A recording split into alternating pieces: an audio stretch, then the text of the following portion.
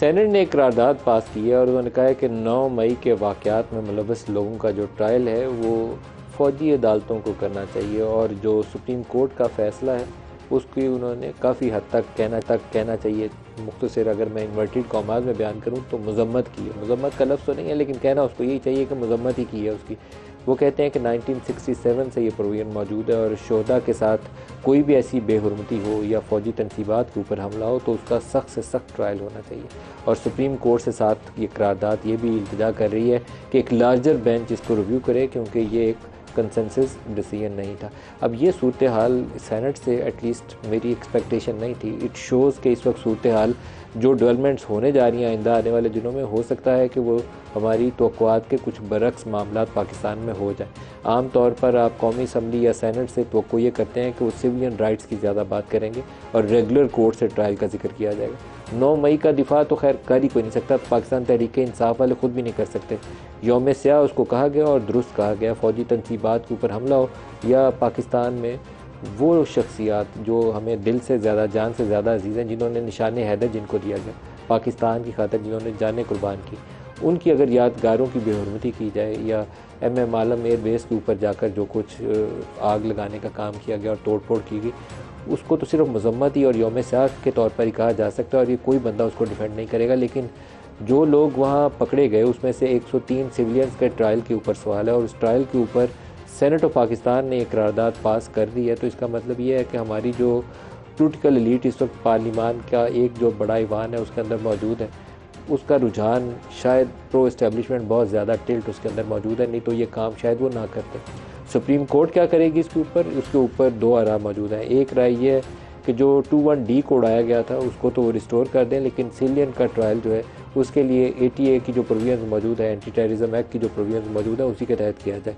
इसके ऊपर मैं ज़्यादा स्पेकुलेट नहीं करूँगा क्योंकि ये मामला सुप्रीम कोर्ट ऑफ पाकिस्तान के सामने आएगा और सुप्रीम कोर्ट ऑफ पाकिस्तान को ही इसके ऊपर पोजीशन लेना पड़ेगी। वहाँ जस्टिस फ़ाइज़ ईसा हो, जस्टिस अतर मनिल्ला हो, जस्टिस मंसूर शाह हो या अफरीदी हो, तो मेरा ख्याल है कि काफ़ी मुश्किल होगा उनके लिए भी ये कहना कि सिविलियंस को आप मिलिट्री कोर्ट्स के नीचे ट्रायल करें।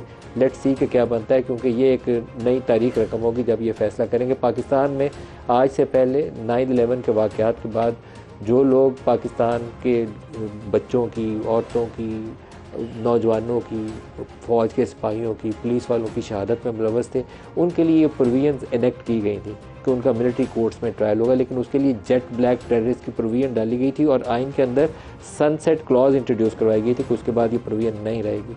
लेकिन अब सेनेट की इस करारदाद का मतलब यह है कि सेनेट इस चीज़ को इंडोर्स कर रही है कि ठीक है, सिविलियंस को पकड़ें और अगर वो इन वाक़यात में मुलव्वस है तो उसका फ़ौजी अदालतों में ट्रायल करें।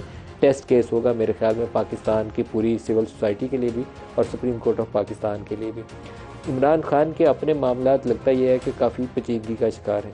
जो 190 मिलियन पाउंड बरतानिया से पाकिस्तान आया था और यहाँ उस वक्त की तहरीक इंसाफ की हुकूमत ने एक चोर रास्ते से वो मलिक रियाज को दे दिया और बहरिया टाउन की जो सेटलमेंट सुप्रीम कोर्ट में होनी थी उसमें वो पैसे जमा हो गए। आज नैब वालों ने तोशा खाना और 190 मिलियन पाउंड में इमरान खान की गिरफ्तारी डाल दी है। अब सबसे बड़ा सवालिया निशान ये है कि उसके विटनेस कौन होंगे। उसका एक सबसे बड़ा विटनेस जो है वो ख़ुद उनका नाम मलिक रियाज़ है। क्या मलिक रियाज़ इस मामले के अंदर गवाही देंगे, ये सवालिया निशान है। मैं इसको यहीं छोड़ूंगा, अपने मेहमानों से पूछेंगे।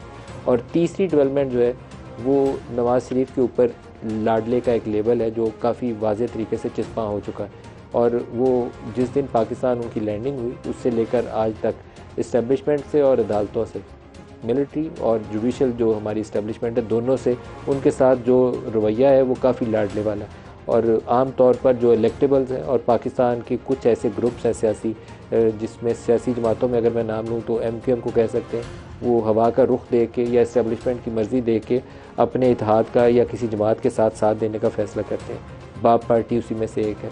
इसी तरीके से बलूचिस्तान के बाज़ इलेक्टेबल्स जो है उनके नाम सामने आ रहे हैं तो वो नून लीग का हिस्सा बनने जा रहे हैं। तो ये क्या रुख मुतय्यन कर रहा है, क्या नवाज़ शरीफ जो है उनके ऊपर डील इस्टेब्लिशमेंट की फाइनलाइज हो चुकी है कि आइंदा इलेक्शंस के बाद अब बारी नवाज़ शरीफ की होगी।